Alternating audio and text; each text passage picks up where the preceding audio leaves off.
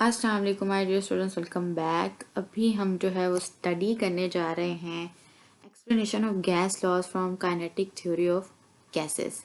Okay जी, तो kinetic theory of gases को हम पिछले लेक्चर में जो है वो डिस्कस कर चुके हैं और अब हम जो है वो उसी इक्वेशन से गैस लॉज को स्टडी करने जा रहे हैं कि क्या गैस लॉज उससे ड्राइव हो जाते हैं, क्या ये जो काइनेटिक इक्वेशन है उसको यूज़ करके हम गैस लॉज को एक्सप्लेन कर सकते हैं या नहीं कर सकते। तो बिल्कुल कर सकते हैं। तो देखते हैं कि किस तरह से। तो सबसे पहले तो हमें postulate the kinetic molecular theory के अकॉर्डिंग जो पहला हमने पोस्टुलेट डिस्कस किए थे केएमटी के KMT means kinetic molecular theory के पोस्टुलेट स्टडी किए थे। उसके अकॉर्डिंग जो काइनेटिक एनर्जी होती है मॉलिक्यूल्स की, गैस मॉलिक्यूल्स की, वो डायरेक्टली प्रोपोर्शनल होती है उसके टेम्परेचर के, और वो भी कौन सा टेम्परेचर, एब्सोल्यूट टेम्परेचर के। ठीक है। तो पहला पोस्टुलेट तो हमने ये इसका स्टडी किया था कि काइनेटिक एनर्जी जो होती है गैस मॉलिक्यूल्स की वो डायरेक्टली प्रोपोर्शनल होती है टेम्परेचर के, जो कि एब्सोल्यूट टेम्परेचर होता है। और जो काइनेटिक एनर्जी होती है एन मॉलिक्यूल्स की वो क्या होती है 1/2 mN/c स्केयर बार। तो काइनेटिक एनर्जी यहाँ पे हम लोग वैसे तो काइनेटिक एनर्जी इक्वल टू 1/2 होती है mv², I think so, but यहाँ पे गैस मॉलिक्यूल्स की बात हो रही है। तो उसके अकॉर्डिंगली जो है हमारे पास जो इक्वेशन बनेगी kinetic energy of N molecules की जो काइनेटिक एनर्जी है, kinetic energy of N molecules, तो वो हमारे पास क्या बन रही है, वो हमारे पास बन रही है 1/2 mN/c बार। और ये जो है हमारे पास इसके डायरेक्ट प्रोपोर्शन है टी टेम्परेचर के काइनेटिक एनर्जी टेम्परेचर के डायरेक्टली प्रोपोर्शनल होती है। ये बात तो हमें पता है। ओके, लेकिन यहाँ पर बात ही कर रहा है कि जो काइनेटिक एनर्जी है वो क्या है 1/2 mN/c² बार एन मॉलिक्यूल्स के लिए अगर बात की जाए, और उसके बाद ये डायरेक्टली प्रोपोर्शनल होती है टेम्परेचर के। यानी कि काइनेटिक एनर्जी यानी कि मूवमेंट की एनर्जी, तो गैस के मॉलिक्यूल्स की जो मूवमेंट की एनर्जी होगी वो डायरेक्टली प्रोपोर्शनल होगी टेम्परेचर के। अगर तो टेम्परेचर ज़्यादा है तो काइनेटिक एनर्जी यानी कि मूवमेंट जो है वो मॉलिक्यूल्स की ज़्यादा होगी। अगर तो टेम्परेचर कम है तो जाहिर सी बात है उस लिहाज से जो मूवमेंट है काइनेटिक एनर्जी है वो भी कम होगी। अब हमें जो है इस डायरेक्टली प्रोपोर्शनल के साइन को हटाना है, तो कैसे हटाएंगे, 1/2 mN/c² bar is equal to KT। ये हमारे पास आ गया है इक्वेशन नंबर 1। उसके बाद according to the kinetic equation of gases, ये जो है हमने क्या किया है, इसको पोस्टुलेट्स के अकॉर्डिंग ये हमने देखी है कि काइनेटिक एनर्जी टेम्परेचर के डायरेक्टली प्रोपोर्शनल होती है KMT के पोस्टुलेट्स के अकॉर्डिंग। और ये हम लोग जो है वो अब देखने जा रहे हैं according to the kinetic equation के अकॉर्डिंग, के इक्वेशन के according to kinetic equation of gases, kinetic equation of gases के अकॉर्डिंग अगर देखा जाए तो ये क्या होती है, PV is equal to 1/3 mN/c² bar. ठीक है जी।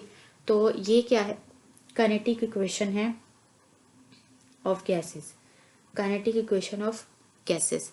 लेकिन अब हमने इससे क्या प्रूव करना है, हमने जो है वो इससे बॉयल्स लॉ को हम स्टडी कर रहे हैं फिलहाल, बॉयल्स लॉ को एक्सप्लेन कर रहे हैं इस इक्वेशन को यूज़ करके।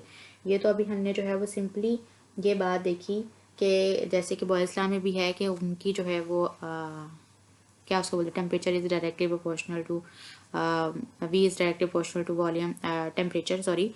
और ये भी वही बात हो रही है कि क्या है कि काइनेटिक एनर्जी जो है वो किसके डायरेक्टली प्रोपोर्शनल है, टी के। ओके जी। उसके बाद फिर हम काइनेटिक एनर्जी की वैल्यू हमने कहा कि ये जो है वो इसको हटाएंगे तो यहाँ पे के आ जाएगा जो कि कांस्टेंट है। उसके बाद कहते हैं कि काइनेटिक इक्वेशन को अगर इस्तेमाल किया जाए तो उसी को यूज़ करके अगर हम इस चीज़ को एक्सप्लेन करेंगे तो कैसे होगा, तो PV is equal to 1/3 mN/c² bar है।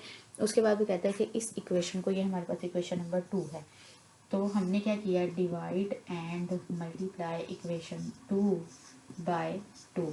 तो अगर हम इस राइट हैंड साइड, सिर्फ राइट हैंड साइड पे यानी कि इस वाली साइड पे मल्टीप्लाई एंड डिवाइड करते हैं 2 से, तो PV is equal to 2/2 1/3 mN/c² bar. उसके बाद फिर वो कहता है ये 2 इसके साथ मल्टीप्लाई हो जाएगा, PV इज इक्वल टू ये 1/2 को मैं बाहर ले आती हूँ और ये मैं लगा देती हूँ यहाँ पे। आई थिंक यहाँ पे मैं क्या करूँगी, 2/3 को यहाँ पे ले आती हूँ, 1/2 mnc² बार। और ये जो चीज़ है हमें नज़र आ रही है कि किसके बराबर है, यहाँ पर ये KT के बराबर है। तो मैं सिंपली क्या करूँगी, इस 1/2 mnc² बार के यानी कि जो हमारे पास इक्वेशन नंबर क्या आ गई है 3, मैं इस इक्वेशन नंबर 3 के अंदर इक्वेशन नंबर 2 को पुट करने जा रही हूँ। Put equation 2 in equation 3। तो यहाँ पे क्या होगा, PV इज इक्वल टू 2/3 और यहाँ पे आ जाएगा KT जो कि इसके बराबर है। ओके जी। उसके बाद ये मेरे पास इक्वेशन नंबर आ गई है 4। मैं यहाँ इसको 4 का नाम दे देती हूँ, बट ये भी जो है वो अभी एक्सप्लेन नहीं कर रहा हमारे बॉयज़ लॉ को। बॉयज़ लॉ जो हमें क्या कहता है कि आपका जो वॉल्यूम है वो किसके बराबर होगा, टेम्परेचर, मतलब कि डायरेक्टली प्रोपोर्शनल होगा टेम्परेचर के। और ये जो है वो हमें वो बात तो नहीं बता रही है। तो PV is equal to 2/3 KT बता रहा है। तो यहाँ पे हमें ये बात पता है यहाँ पे टेम्परेचर क्या होता है। यहाँ पे जो है हमारा क्या चीज़ है, 2/3 KT जो है वो एक कांस्टेंट क्वांटिटी है, क्योंकि टेम्परेचर हमारा यहाँ पे कांस्टेंट है। ठीक है जी, टेम्परेचर जो है वो हमारा कांस्टेंट है। मैं आई थिंक आपको थोड़ा सा गलत बोल गई हूँ, थोड़ा सा मिसअंडरस्टैंड कर गई हूँ। Volume is directly proportional to pressure, जितना वॉल्यूम होगा उतना प्रेशर होगा, आई थिंक सो। ठीक है जी। और यहाँ पे हमारे पास जो टेम्परेचर है वो क्या होगा, वॉल्यूम इज, हाँ जी बिल्कुल वही बात आ गई, प्रेशर और वॉल्यूम का हम रिलेशन पढ़े थे यहाँ पर। तो PV is equal to 2/3 KT जो है वो एक कांस्टेंट क्वांटिटी है। और जब जाहिर सी बात है टेम्परेचर कांस्टेंट होगा तो कांस्टेंट इसके साथ मल्टीप्लाई होकर कांस्टेंट ही हो जाएगा। तो PV इज इक्वल टू, मैं इसको यहाँ पे कह देती हूँ कि जो ये है ना वो किसके बराबर है, K डैश के बराबर है। तो PV is equal to K dash. तो ये हमारा जो है वो बॉयज़ लॉ यहाँ पे एक्सप्लेन होता है, वेरीफाई होता है, यानी कि पूरा हो गया है हमारा यहाँ पे काइनेटिक इक्वेशन को यूज़ करके बॉयज़ लॉ। और वो कहता है कि कांस्टेंट टेम्परेचर पे number of moles of the gas, और साथ में जो है वो क्या है, नंबर ऑफ मोल्स, और जो प्रोडक्ट PV है वो एक कांस्टेंट क्वांटिटी बन जाती है। सही है। तो यहाँ पे जब टेम्परेचर कांस्टेंट है और नंबर ऑफ मोल्स, तब जो है वो नंबर ऑफ मोल्स और जो प्रोडक्ट है यानी जो मल्टीप्लिकेशन में प्रेशर और वॉल्यूम है वो भी एक कांस्टेंट क्वांटिटी बन जाती है।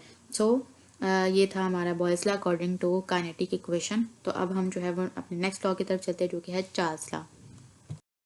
सो नेक्स्ट है हमारा चार्ल्स लॉ। चार्ल्स लॉ हम जो है वो हमें पता है कि इसका क्या है, volume is directly proportional to temperature. जितना टेम्परेचर होगा उतना वॉल्यूम होगा, जितना टेम्परेचर कम होगा वॉल्यूम उतना कम होगा। ये बात हम जो है वो स्टडी कर चुके हैं। बॉयज़ लॉ, चार्ल्स लॉ की आपको डेफिनेशन तो आनी ही चाहिए। और हम जो है वो इसको काइनेटिक इक्वेशन को यूज़ करके देखने जा रहे हैं, इसको एक्सप्लेन करने जा रहे हैं काइनेटिक इक्वेशन के थ्रू। तो हमने जो है वो पहले बॉयज़ लॉ को एक्सप्लेन कर लिया है, अब हमारी है चार्ल्स लॉ की। तो चार्ल्स लॉ, सबसे पहले तो हम कहते हैं कि according to the postulates of KMT, according to KMT का पोस्टुलेट, वो हमें क्या कहता है कि जो kinetic energy for the n molecules वो क्या है हमारे पास 1/2 mnc² बार। और ये किसके बराबर है जी, हमारे पास ये जो है वो काइनेटिक एनर्जी जो होती है वो डायरेक्टली प्रोपोर्शनल है T के। अब 1/2 mnc² bar is equal to KT। ये जो है हमारे पास क्वेश्चन नंबर 1 आ गई है। और वही बात काइनेटिक एनर्जी होती है वो टेम्परेचर के बराबर होती है, जैसा कि हमने बॉयज़ लॉ में देखा था। अब जो है हम लोग जो है वो काइनेटिक इक्वेशन को इस्तेमाल करने जा रहे हैं। तो अकॉर्डिंग टू काइनेटिक इक्वेशन की बात करेंगे अगर, तो वो क्या है, PV is equal to 1/3 mnc² bar. और ठीक है जी, हमारे पास इक्वेशन नंबर आ गई है 2। और अब मुझे क्या करना है कि क्वेश्चन नंबर 2 को मल्टीप्लाई एंड डिवाइड करना है 2 के साथ, और वो भी इसके राइट हैंड साइड को ओनली, जैसा कि हमने पीछे किया है बॉयज़ लॉ में। तो मैं क्या करूँगी, divide and multiply right hand side of equation 2/2। मैं क्या करूँगी यहाँ पे, PV इज इक्वल टू 2/2 1/3, और यहाँ पे आ जाएगा mnc² बार। तो यहाँ पे आ गई है हमारे पास क्या चीज़, ये चीज़ आ गई है। और मैं इसको क्या करूँगी, 2 को इसके साथ जब मल्टीप्लाई करूँगी तो ये 2/3 बन जाएगा। मैं 2/3 को बाहर ले आती हूँ, और यहाँ पे क्या रह जाएगा 1/2। मैं 1/2 mnc² बार को मैं यहाँ पे ले आई हूँ, ठीक है जी। और अब मुझे अब ये नज़र आ रही है कि ये जो चीज़ है वो हमारे पास किसके बराबर है, ये KT के बराबर है। हमने इक्वेशन को सिंप्लीफाई करके सिंप्लीफिकेशन की तरफ लेके जाना है, ना कि कॉम्प्लेक्स बनाना है उसको। तो ये हमारे पास चीज़ किसके बराबर आ गई है, KT के बराबर। तो अगर मैं ये हमारे पास इक्वेशन नंबर आ गई है 3, मैं पुट करने जा रही हूँ 2 in 3। इक्वेशन नंबर 2 को अगर मैं 3 में डाल दूँ तो मेरे पास क्या बन जाएगा, PV इज इक्वल टू मेरे पास क्या बन जाएगा 2/3, और ये आ गया है मेरे पास KT। ठीक है जी, इतनी इक्वेशन तो आपको क्लियर हो जानी चाहिए। ये मेरे पास इक्वेशन नंबर आ गई है 4। और मैं अब क्या करने जा रही हूँ, मैं अब करने जा रही हूँ, मुझे यहाँ पे सिर्फ और सिर्फ वॉल्यूम चाहिए, क्योंकि हमें पता है कि हम स्टडी करके आ चुके हैं अपने 50 लाख को, तो उसमें जो है वो हमें PV का प्रोडक्ट नहीं चाहिए होता है। तो फिर हमें क्या चाहिए यहाँ पे, सिर्फ और सिर्फ मुझे यहाँ पे चाहिए वॉल्यूम। ठीक है जी, और वॉल्यूम और टेम्परेचर के दरमियान में रिलेशन को हम 50 लाख में स्टडी कर रहे हैं। तो यहाँ पे प्रेशर हमें इस तरफ नहीं चाहिए, तो फिर हम क्या करेंगे, हम इसको रीअरेंज कर लेंगे। V is equal to 2K/3P, और साथ में मेरे पास क्या आ गया है ये T, क्योंकि V और T के दरमियान में हमें रिलेशन चाहिए ना। तो फिर जाहिर सी बात है उसको उसी तरह से अरेंज करेंगे, ये 2K बन जाएगा और ये P यहाँ पर जाके नीचे मल्टीप्लाई होके तो डिवाइड होके 3P बना देगा, और T जो है हमारे पास एज इट इज़ हमने साइड पे कर लिया उसको। तो ये हमारे पास 2K/3P जो है वो एक कांस्टेंट क्वांटिटी है। तो V हमारे पास किसके बराबर, और ये कांस्टेंट फॉर एग्जांपल ये जो कांस्टेंट है 2K/3P किसके बराबर है, K डबल डैश के। तो V is equal to K double dash और ये T, ये हमारे पास इक्वेशन नंबर आ गई है 5। और इसका मतलब ये है कि at constant temperature number of molecules, और जो वॉल्यूम है वो हमारे पास जो है जी वॉल्यूम जो है हमारे पास वो क्या होगा, एक कांस्टेंट क्वांटिटी होगा। और ये अगर T यहाँ पे मल्टीप्लाई हो रहा है, तो मैं इसको अगर यहाँ पे ले आऊँ, मैं इसको यहाँ पे ले आती हूँ, और के तो कांस्टेंट हमेशा अकेली मतलब के सेपरेट ही रहता है ना। तो V/T is equal to K double dash. इसका मतलब ये है कि at constant temperature number of moles, और जो वॉल्यूम और टेम्परेचर की रेशो है ये भी एक कांस्टेंट क्वांटिटी बन जाती है। तो यहाँ पे हमारा जो चार्ज ला है वो भी एक्सप्लेन होता है according to the kinetic equation. अब हम करने जा रहे हैं अपने नेक्स्ट लॉ को एक्सप्लेन करने जा रहे हैं अकॉर्डिंग टू काइनेटिक इक्वेशन। तो वो क्या है, वो है हमारा एवोगैड्रोस आई थिंक हाँ जी एवोगैड्रोस लॉ। तो ओके जी, एवोगैड्रोस लॉ को जो है वो एक्सप्लेन करने जा रहे हैं according to the kinetic equation. तो एवोगैड्रोस लॉ हमें क्या कहता है कि नंबर ऑफ मोल्स के बारे में एक्सप्लेन करता है, कि जो नंबर ऑफ मोल्स होते हैं वो ठीक है जो उनके दरमियान में रिलेशन है। ओके जी, volume is direct proportional to number of moles. तो जाहिर सी बात है जितना ज़्यादा मैस यूज़ करेंगे उतने ज़्यादा नंबर ऑफ मोल्स होंगे, उतना ही ज़्यादा जो है वो वॉल्यूम होगा। सो यहाँ पे हम बात करने जा रहे हैं किसकी, दो गैसेस की हम यहाँ पे कंसिडर करेंगे, क्योंकि हमने इसको काइनेटिक इक्वेशन के अकॉर्डिंग एक्सप्लेन करना है। तो यहाँ पे फॉर एग्जांपल हमने 2 गैसेस ली हैं, गैस 1 और गैस 2। तो यहाँ पे इस गैस 1 का जो नंबर ऑफ क्या होगा, मैस ऑफ द मॉलिक्यूल्स होगा वो m1 होगा, और इसका जो होगा वो m2 होगा। इसके जो नंबर ऑफ मोल्स होंगे वो n1 होंगे, और इसके जो नंबर ऑफ मोल्स होंगे वो n2 होंगे। उसके अलावा इनका जो वेलोसिटी होगा वो c1 बार होगा, इसकी जो वेलोसिटी होगी वो c2 बार होगी, और इनका जो प्रेशर और वॉल्यूम जो है वो सेम होगा दोनों का ही। ठीक है, तो मैं क्या करने जा रही हूँ, मैं लिखने जा रही हूँ इज इक्वल टू PV। ये मेरे पास है इक्वेशन नंबर, ठीक है जी। ये मेरे पास दो मतलब कि अगर मैं इन दोनों को इक्विलाइज कर दूँ मैं इन दोनों को, तो मैं कैसे करूँगी, m1 c1 bar is equal to m2 c2 bar. ठीक है जी, और 1/3 तो मैंने लिखा ही नहीं। According to the kinetic equation 1/3 भी ज़रूर लिखेंगे, क्योंकि काइनेटिक इक्वेशन के अकॉर्डिंग इसको जो है वो हम लिखने जा रहे हैं। उसके बाद फिर मुझे पता है कि मैंने जब इसको इक्वलाइज किया 1/3 इक्वल के एक उस साइड पे जो है ये पॉजिटिव में है, और उस साइड पे अगर मैं इसको इस तरफ लेके आऊँगी तो ये नेगेटिव में आ जाएगा, तो ये दोनों कैंसिल हो जाएंगे। तो मेरे पास क्या चीज़ रह जाएगी, m1 n1 c1 bar is equal to m2 n2 c2 bar. और ये मेरे पास इक्वेशन नंबर 1 आ गई है। अब मुझे क्या चाहिए, वो कहता है कि जब टेम्परेचर दोनों गैसेस का सेम होगा तो काइनेटिक एनर्जीज मॉलिक्यूल की वो भी सेम होंगी। काइनेटिक एनर्जी की अब बात करने जा रहे हैं। ठीक है जी, काइनेटिक एनर्जी गैसेस की बात हो काइनेटिक इक्वेशन में और काइनेटिक इक्वेशन की बात ना हो तो ऐसा नहीं हो सकता, या काइनेटिक एनर्जी की बात ना हो। तो काइनेटिक एनर्जी वो कहते हैं अगर टेम्परेचर सेम है तो काइनेटिक एनर्जी जो होती है मॉलिक्यूल्स की वो भी सेम ही रहती है। जैसे कि मैं यहाँ पे लिखने जा रही हूँ 1/2 गैस 1 के लिए m1 और ये आगे मेरे पास c1 और ये square bar is equal to 1/2 m2 c2 square और ये बार। ये मेरे पास आ गई है क्या kinetic energies of for gas 1 और गैस 2 के लिए 1/2 को मैं उसी तरह से कैंसिल कर दूंगी। इस तरह से मेरे पास क्या बच गया 1 m1 c1 square is equal to m2 c2 square bar. ये मेरे पास इक्वेशन नंबर आ गई है 2। मैं क्या करूँगी, मैं डिवाइड कर दूंगी इक्वेशन नंबर 1 को by equation number 2। Divide equation 1 by 2। तो यहाँ पे लिखेंगे m1 n1 c1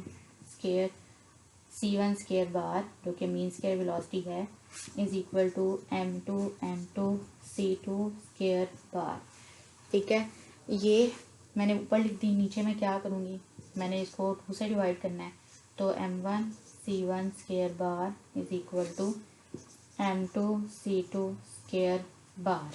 ठीक है, ये मेरे पास आ गई। और मुझे पता है कि जब मैंने इसको डिवाइड कर लिया तो मेरे पास सब कुछ चीज़ें कटिंग हो रही हैं, जैसा कि m1 m1 से कैंसिल, c1 c1 से कैंसिल और ये m2 m2 से c1 c2 से क्या बचा n1 is equal to n2। उसके बाद वो कहता है कि इक्वल वॉल्यूम अगर आपने लिया सारी की सारी गैसेस, जो भी दोनों गैसेस का अगर आपने इक्वल वॉल्यूम लिया तो उनके नंबर ऑफ मॉलिक्यूल्स जो हैं वो भी सेम होंगे।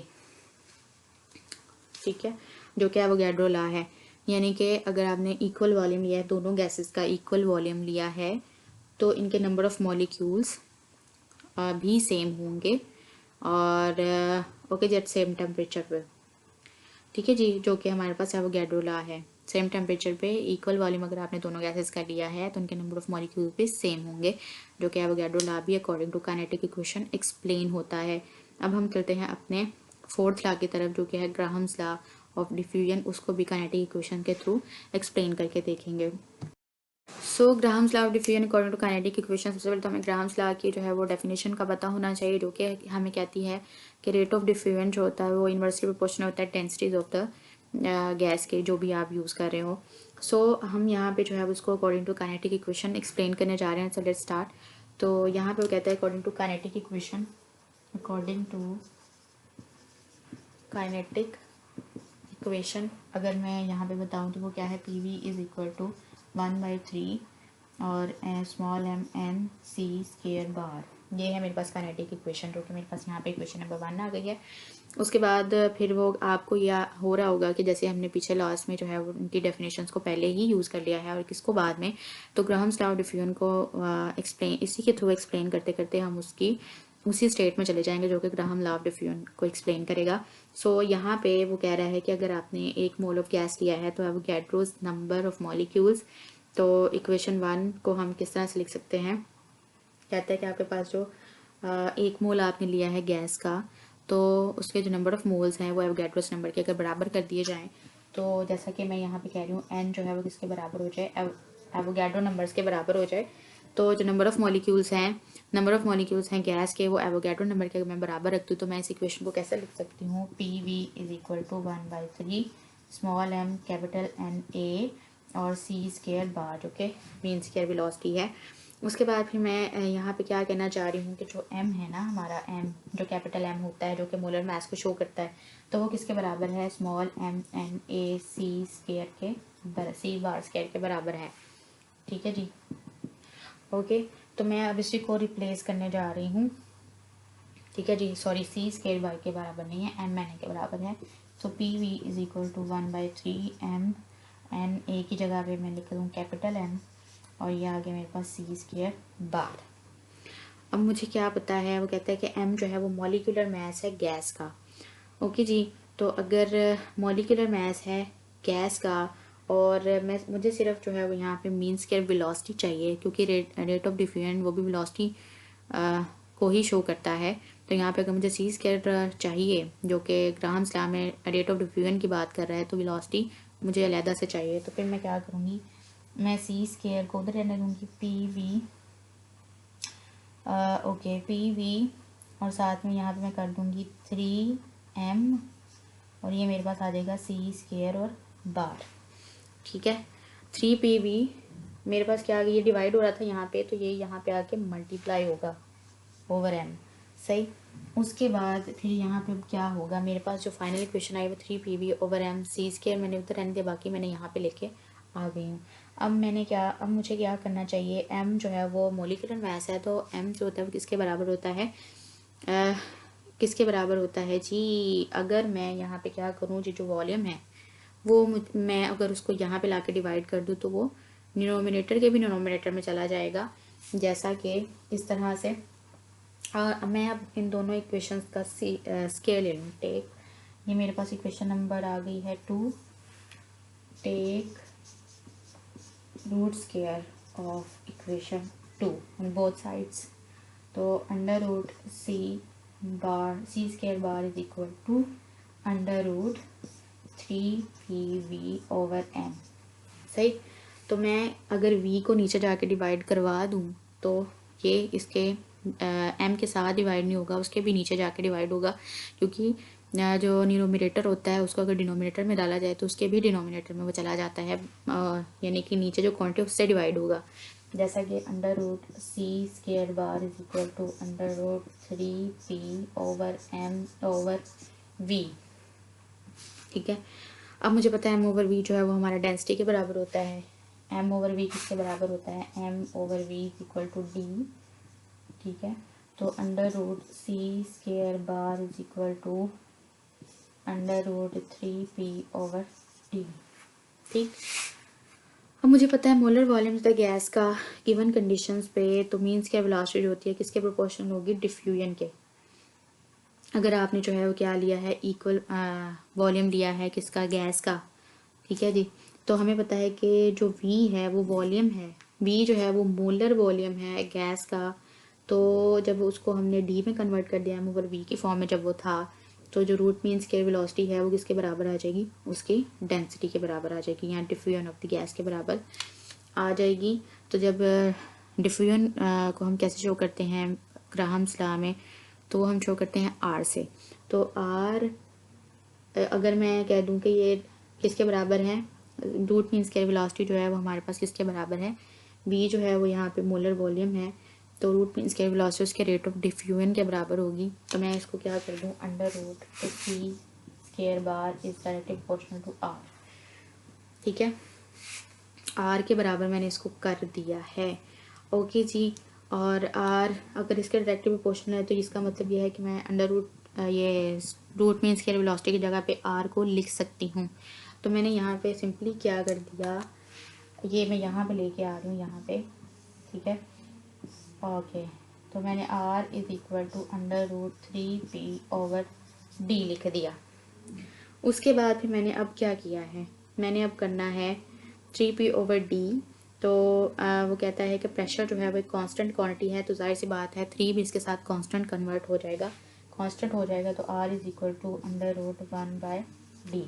तो रेट ऑफ डिफ्यूजन जो होता है वो डायरेक्ट वो क्या होता है, डेंसिटी के इन्वर्सली प्रोपोर्शनल होता है, यही हमने ग्राहम्स लॉ देखा था। तो वो कहता है कि अगर प्रेशर यहाँ पे कांस्टेंट हो गया तो आपके पास जो है वो प्रेशर यहाँ पे कांस्टेंट क्वांटिटी है, तो ये आपके पास जो है फाइनल आ जाएगी, जो कि ग्राहम्स लॉ को एक्सप्लेन कर रही है। सही है, तो ये हमारे पास जो है वो ग्राहम्स लॉ भी यहाँ पे एक्सप्लेन होता है, okay D, according to the kinetic equation. तो ये थे हमारे काइनेटिक इक्वेशन को यूज़ करके हमने अपने गैस लॉज को एक्सप्लेन किया है। आई होप आपको जो है वो क्लियर हो गया होगा, और आपने जो है वो इसको अंडरस्टैंड कर लेना है, एक बार बस प्रैक्टिस कर लीजिएगा, आपके हाथ से ये चीज़ गुजर जाएगी, तो पेपर में लिखना आपके लिए आसान हो जाएगा। I hope it's clear. So thank you so much, next lecture में मिलते हैं।